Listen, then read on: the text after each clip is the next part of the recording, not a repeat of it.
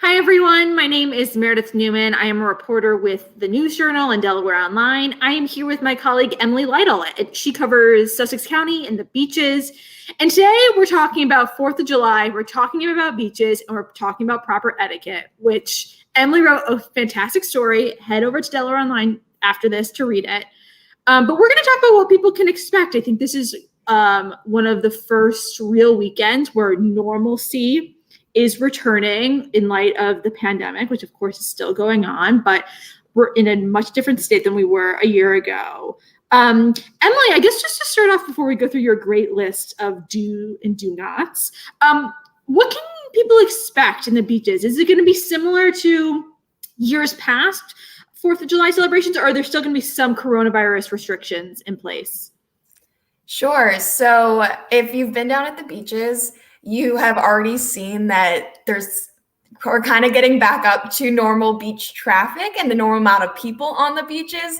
So it feels like a typical summer in that way. And a lot, I'd say pretty much all COVID-19 restrictions almost have been restricted. Of course, we're still in the state of emergency for a little bit longer. But when you're going into stores, some may still have signs. Like I went into a gift shop once that still had a sign that asked you to wear a mask, or a few here and there may ask you to, because individual businesses can still set their own rules for what they want to do and how they want to keep themselves and their staff safe. But for the most part, it'll feel like pre-pandemic. Going out to eat is going to feel a little bit more normal. Their tables are closer together. You can get up and dance at bars now. So being able to walk up to bars is a huge thing that happened earlier this summer. And I think you'll be excited to kind of get back into it.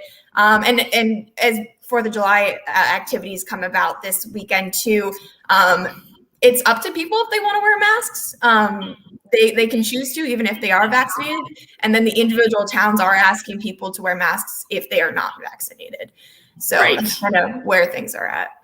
Yeah, I feel like with Memorial Day weekend, people were kind of like dipping their toes back into normalcy. And then with 4th of July, people are just going to go hard and like really soak up the holiday. I'm curious, can you tell us a quick status on fireworks? If you don't know off the top of your head, that's fine. But I know obviously that was something that was postponed or delayed last year.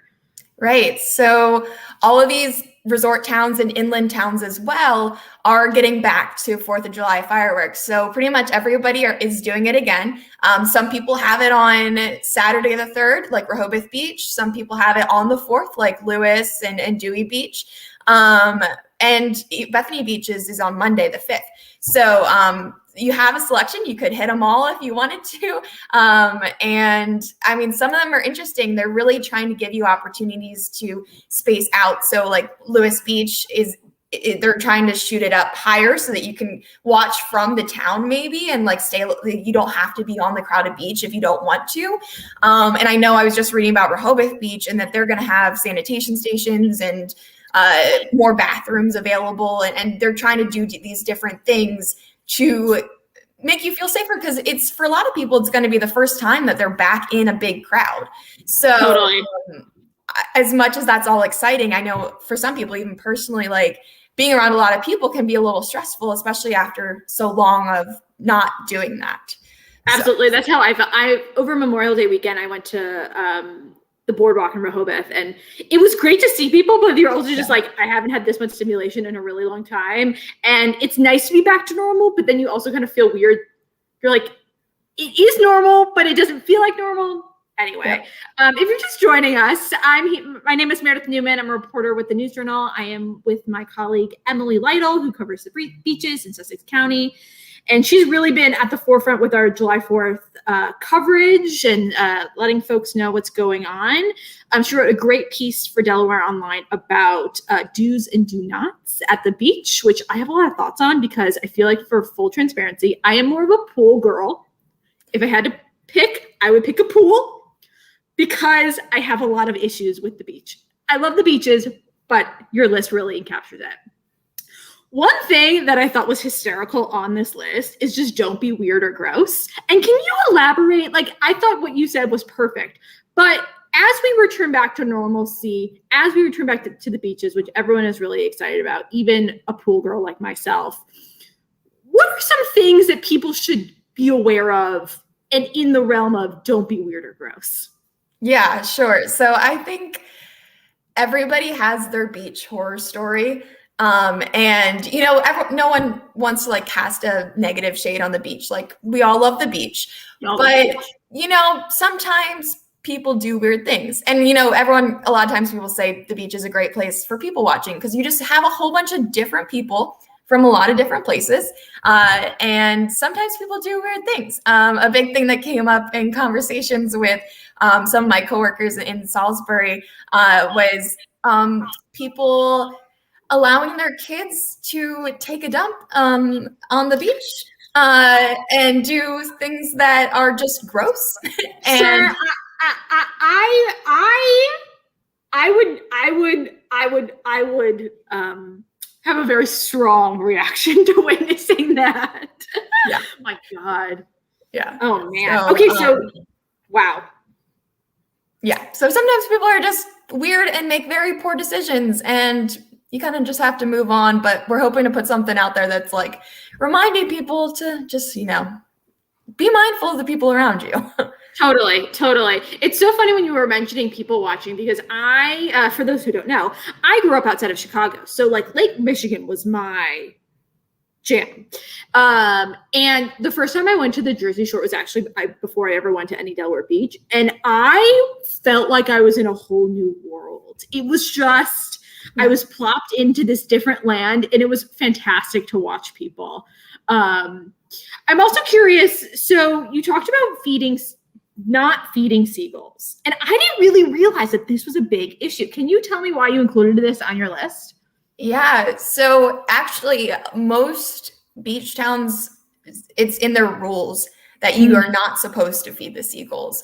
And so it is a set rule. So there is something to back it up. But it's one that a lot of people brought up when we asked them about what are some things that people do that annoy you. Because as soon as one kid starts like feeding pieces of his sandwich or his goldfish just to a seagull, they're all gonna swarm, and just seagulls are kind of gross. I mean, they're part of the beach, like we enjoy seeing it fly maybe from a distance, but we don't want it all up in our space. And so I think that is one that just really annoys people because as soon as one person starts it, you can't really get rid of them. And there's nothing like, I mean, a lot of people have stories of seagulls grabbing food out of their hands or feeling like very nervous around seagulls. So I think that's just a good guidance for people is just stay away from that because otherwise you might be fighting seagulls for your food. Yeah, yikes. And something else that you have is not playing loud music, which is probably one of my biggest pet peeves, except for if it's obviously music that I enjoy, then that is fine. But more often than not, it's not. Can you talk about that? I'm curious how resonant that was among people you talked to for the story. Yeah, I know this was one that I wasn't sure about myself because I know like it's common for people to bring Bluetooth speakers or, to be able to enjoy their music. And I get that appeal. But there are some people who say, hey, I want to like actually listen to the ocean and I don't want to listen to your music. So I think a lot of it is how much space is actually on the beach. So when I went down to Rehoboth to talk to people last week, I guess, there were a lot of people on the beach. It was a Thursday afternoon and it was more crowded than I thought it was going to be. But that was a big thing people were saying is just be mindful of the people around you, especially when you're sitting very close together. Don't be like blaring your music. So yeah, that was one thing that some people said was to just at least like, be conscious of how loud the music is too. Totally. And one of the first things that you had on the list was do social distance. Even in before times, I always liked it having my own space. Don't be on top of me with your family and all the little kids running around. Talk about that and how it also in COVID still is important to social distance besides just like give me my personal space. Yeah. I mean, this was something we were talking about before this story was, are people going to miss having to keep the 6 feet away from each other? And so I asked people about it because they brought it up on their own that they wanted to make sure that there was enough space for them and their family and everyone around them. And so I said, well, what do you think is like a good distance?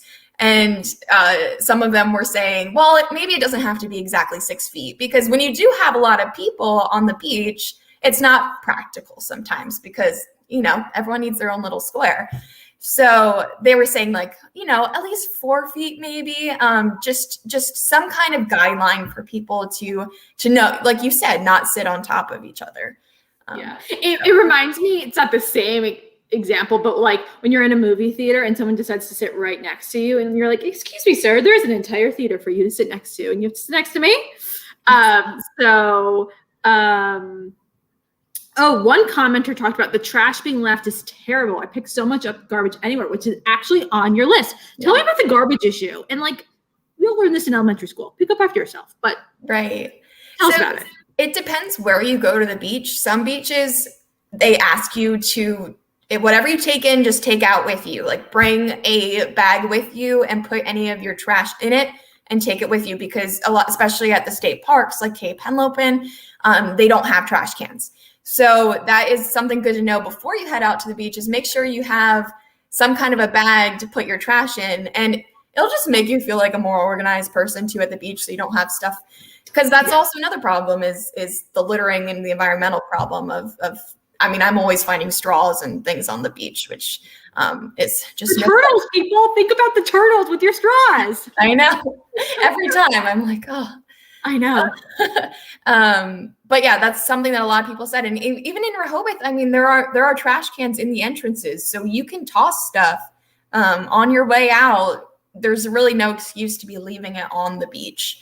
But a lot of people said just keep the beaches clean, because someone told me that in the morning they came and there was just trash everywhere. And it's just, that shouldn't be the responsibility of you know, the people who are managing the beach to do that, or the visitors to clean up after you. So don't be that guy. Okay, if you take anything from this video, just don't be that guy at the beach. Anything else that I didn't mention that was on your list, or anything else kind of about this summer regarding the beaches that you think is important for people to know, or anything you're excited about? Yeah, I mean, it is exciting to see a lot of people out and to be excited. There is kind of a positive atmosphere here at the beach because, I mean, people are looking forward to go back to vacationing. And so, I mean, you can tell that in how busy restaurants are, how booked vacation rentals are. If you haven't booked yours, you're maybe out of luck, but they're so see you next year. yeah. But there's always hope. So like if you're still looking for a rental, like last minute, get on it. But yeah, it's cool. It's cool to kind of see people be excited to see each other, to see their faces again, and to be out and about. But yeah, I think, of course, this was kind of a fun, lighthearted story. And when I asked some people, what are some things that people do that annoy you? They're like, oh, well, like we love the beach. Like there's not a lot. So a lot of people are just having a really good time. And these are just some things that people could do to help everyone have a good time, because, you know, you are in a shared space and you do have to be mindful of the people around you. And we want everyone to have a good vacation this summer, because like you said, it's the first summer that since last year that we can really like let go a little bit. So it's a good problem to have that we're writing a story about things to not do at the beach, because that means that we can all be at the beach. So overall, it's a good thing, and I'm really looking forward to going to the beach and seeing everyone there. I think that's going to be it for us. Emily, thank you so much for the work that you do, and if you haven't, check out her stuff at DelawareOnline.com. A lot of great stuff about Sussex, the beaches, what to expect this holiday weekend. And as always, make sure to subscribe to our work. That's the best way for us to continue what we're doing and write these great stories like Emily always does. So that's it for us here. Have a great 4th of July weekend.